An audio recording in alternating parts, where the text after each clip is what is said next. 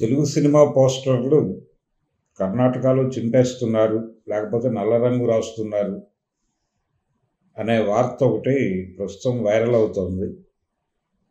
మనకి మొదటి నుంచి కూడా తెలుగు సినిమాలకి పెద్ద మార్కెట్ కర్ణాటక. ఇప్పుడు 2 రాష్ట్రాలుగా విడిపోయింది ఆంధ్రప్రదేశ్. ఆ రోజుల్లో ఉమ్మడి ఆంధ్రప్రదేశ్ ఉన్నప్పుడు ఆంధ్రప్రదేశ్, కర్ణాటకలోనే డబ్బులు వచ్చేవి. ఎన్టీఆర్ సినిమాలు కూడా అక్కడ జూబ్లీలు ఆడినటువంటి సందర్భాలు అనేకం. అలాగే బాలకృష్ణ గారి సినిమాలు, చిరంజీవి సినిమాలు, మన మాస్ హీరోల సినిమాల మార్కెట్ చాలా పెద్దది కర్ణాటకలో.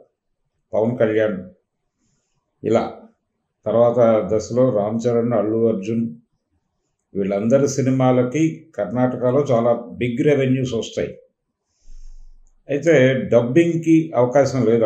వాళ్ళ ఇండస్ట్రీ మా ఇండస్ట్రీ లిమిటెడ్, మా మార్కెట్ లిమిటెడ్ మార్కెట్ కాబట్టి మేము డబ్బింగ్ సినిమాలు అలో చేయము. మా సినిమా సర్వైవల్ కోసం, కన్నడ సినిమా సర్వైవల్ కోసం మేము ఎట్టి పరిస్థితుల్లోనూ డబ్బింగ్ అలో చేయము అని చెప్పేసి వాళ్ళు చాలా కాలం క్రితమే ఒక నిబంధన పెట్టారు. ఆ నిబంధనే ఇప్పటికీ అమలులో ఉంది. డబ్బింగ్ సినిమాలు లేవు, ఓన్లీ స్ట్రైట్ సినిమాలు వేసుకోవచ్చు, ఏ లాంగ్వేజ్ అయినా కానీ. అది కేవలం తెలుగుకే కాదు, అన్ని భాషలకి. తమిళ సినిమాలు కూడా స్ట్రైట్గా అక్కడ తమిళ సినిమాయే రిలీజ్ చేయాలి. దీనికి ఆ రోజుల్లో రాజ్ కుమార్ గారు ఏం చెప్పారంటే, కర్ణాటకలో మీకు మేజర్గా టికెట్లు తగే సెంటర్లు బెంగళూరు, మైసూరు ఇలా వేసుకుంటే, బెంగళూరు కాస్మోపాలిటన్ సిటీ కాబట్టి అన్ని భాషల వాళ్ళు, అన్ని నాగరికతల వాళ్ళు ఎక్కువగా ఉంటారు కాబట్టి మీ కమర్షియల్గా మీకు మీ టార్గెట్ రీచ్ అయిపోతుంది అని చెప్పాడు ఆయన ఒకసారి మెడ్రాస్లో మాట్లాడుతూ. కాబట్టి అదే జరుగుతుంది. వాళ్ళ సినిమాలు 70 అన్ని భాషల్లోకి వస్తున్నాయి. ఇప్పుడు ఒక చిన్న కాన్ఫ్లిక్ట్ బిల్డ్ చేసేటువంటి ప్రయత్నం చేస్తున్నారు. కన్నడ సినిమాలు ఇతర భాషల్లో 70 చాలా పెద్ద పెద్ద విజయాలు సాధించడం మనం చూసాం. కాంతారా రీసెంట్ ఉదాహరణ. కాంతారా మాత్రమే కాదు, గతంలో కూడా రాజ్ కుమార్ గారి మహావీర మయూర ఇక్కడ విపరీతంగా ఆడింది మన దగ్గర. అలాగే ఆయన నటించినటువంటి ఇతర సినిమాలు, మహావీర మయూర అనేది చాలా బిగ్గెస్ట్ హిట్. అది మాత్రమే కాదు, ఆయన నటించిన ఇతర సినిమాలు కూడా మన దగ్గర 70 మంచి రెవెన్యూస్ సాధించాయి. కాబట్టి మా సినిమాలు ఎందుకు మీరు డబ్ చేసుకోరు అనేది ఒక పాయింట్. కానీ తెలుగు సినిమాలకి రెస్పెక్టివ్ కలెక్షన్స్ అయితే వచ్చినాయి. అక్కడ జూబ్లీ ఆడిన రోజులు ఉన్నాయి తెలుగు సినిమాలు. 175 days ఆడినటువంటి సందర్భాలు అనేక ఉన్నాయి. కాబట్టి తెలుగు సినిమాకి 3 రాష్ట్రాల ప్రధానమైనటువంటి ఆదాయ వనరు. 1 ఆంధ్రప్రదేశ్, 2 తెలంగాణ, 3 కర్ణాటక. కాబట్టి ఇప్పుడు వివాదం ఏమిటి? తెలుగులో పోస్టర్లు వేశారు. తెలుగు పోస్టర్ల మీద గొడవ. మీరు కన్నడంలో తెలుగు సినిమా పోస్టర్ కన్నడంలో వేయమనేది వీళ్ళ అభ్యర్థన. ఇప్పుడు ఏమంటారు వాళ్ళు? కన్నడలోనే వేయండి మీరు పోస్టర్. అంటే లాంగ్వేజ్, కన్నడ భాషకి మీరు గౌరవం ఇస్తూ మీ తెలుగు సినిమా పోస్టర్ని కన్నడలో వేయండి. వేసి కింద తెలుగు అని రాసుకోండి. అది కూడా కన్నడంలో రాసుకోండి, కావాలంటే తెలుగులో కూడా రాసుకోండి. తెలుగు టైటిల్ వేసుకోండి. తెలుగుతో పాటు కన్నడ టైటిల్ కూడా ప్రముఖంగా పెట్టండి.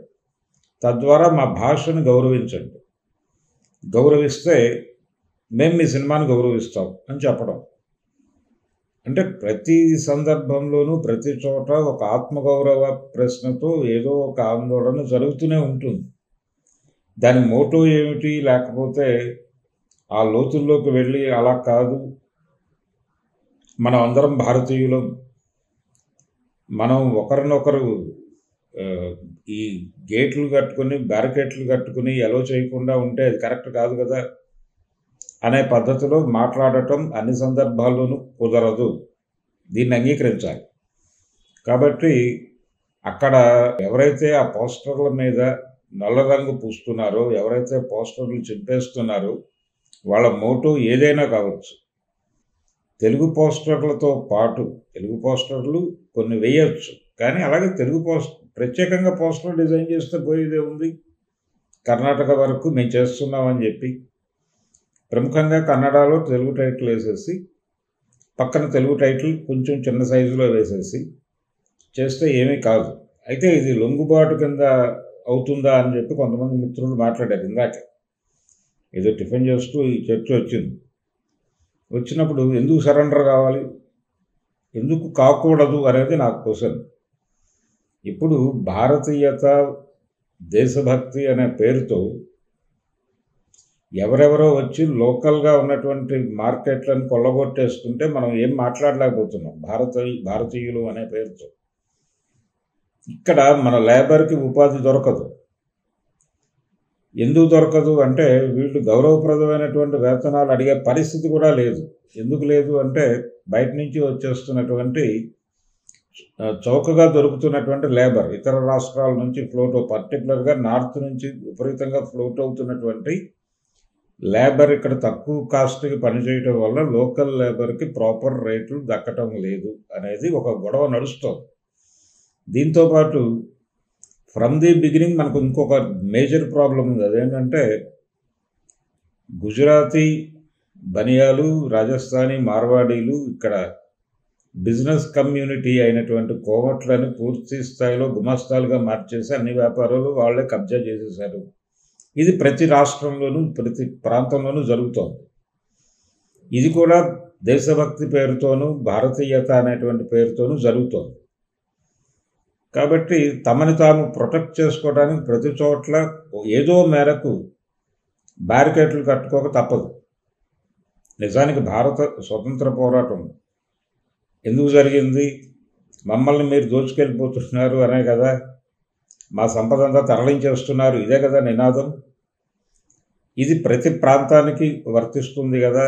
వర్తించినప్పుడు ఇప్పుడు కర్ణాటకలో వాళ్ళు ఎందుకు డబ్బింగ్ సినిమాలు అలౌ చేయరు అనేది ఎలా కుదురుతుంది? వాళ్ళు ప్రొటెక్ట్ చేసుకుంటున్నారు, మీరు కూడా ప్రొటెక్ట్ చేసుకొని కావాలంటే మీ సినిమాని. మేము డబ్బింగ్ సినిమాలు అలౌ చేయమని ఒక నిబంధన ఇక్కడ పాస్ చేసుకోవచ్చు. కాకపోతే వాళ్ళకి ఏంటంటే లిమిటెడ్ ఏరియా, మాది తక్కువ మార్కెట్, మేము మా సినిమాని ప్రొటెక్ట్ చేసుకోవటానికి.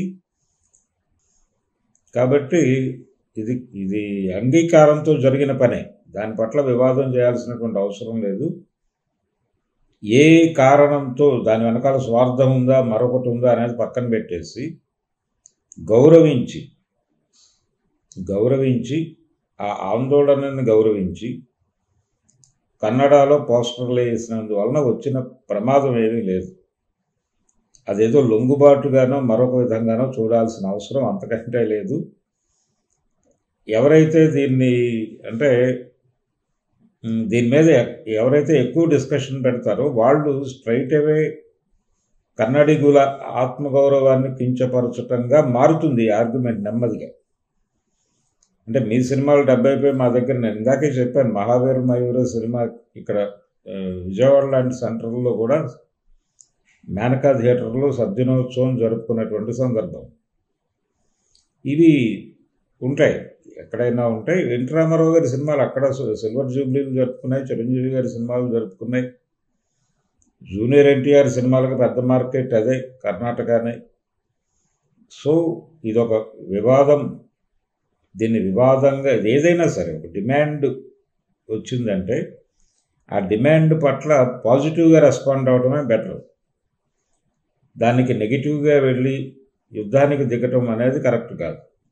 లోకల్ పీపుల్ వాళ్ళ వాయిస్ వినిపించిన ఏ సందర్భంలోనైనా ఏ డిమాండ్కైనా ముందు పాజిటివ్గా స్పందించి తర్వాత ఫ్రెండ్లీ టాక్లోకి వెళ్ళటం అవసరం. ఘర్షణాత్మక వైఖరి అవలంబించాల్సిన అవసరం లేదు. అలా ఘర్షణాత్మక వైఖరి అవలంబించకుండా ఉండగలగటమే భారతీయత అనండి, జాతీయత అనండి, మరొకటనండి తప్ప దేశభక్తి పేరుతోనూ జాతీయత అనేటువంటి పేరుతోనూ భారతీయులు అనే పేరుతోనూ ఒకళ్ళు వెళ్ళి పక్క వాళ్ళ వ్యాపారాలన్నీ కబ్జా చేయటము, పక్క వాళ్ళ జీవితాలను గందరగోళం చేయటము అనేది